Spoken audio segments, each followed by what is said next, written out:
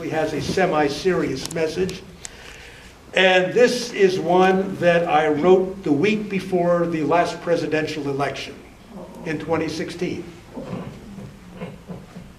What is that sound that fills the air? That cry of anger and despair?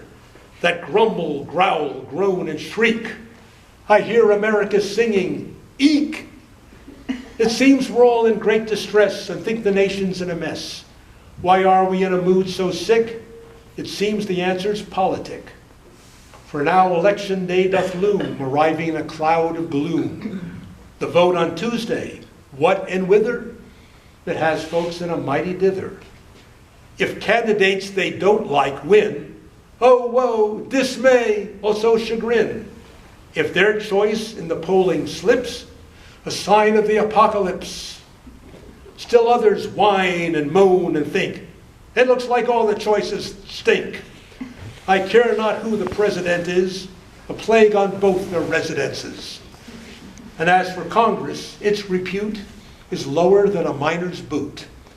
And yet, it widely is suspected, mostly they'll get reelected. So maybe you are thinking, phooey, if this election ends up screwy, I'll get a passport, airline ticket, and tell the USA to stick it. But if you're planning to escape, now wait a sec. You know what shape the rest of the world's in? Oh gee, just where is it you'd rather be?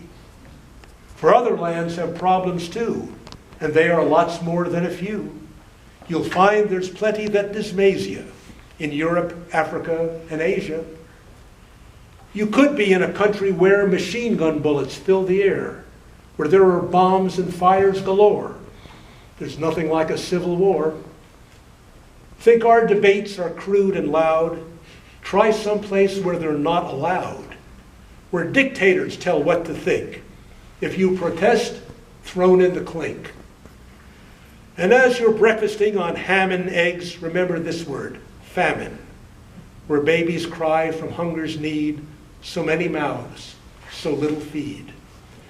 The countries where religious nuts permit no ifs or ands or buts, you'll go to hell, they'll make it clear, or else they make it hell right here. Where women all are held in thrall with hardly any rights at all, with girls forced in a coerced wedding, plus the occasional beheading.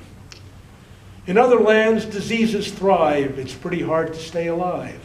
Of maladies, you have your pick. It's Ebola, cholera, or rickets.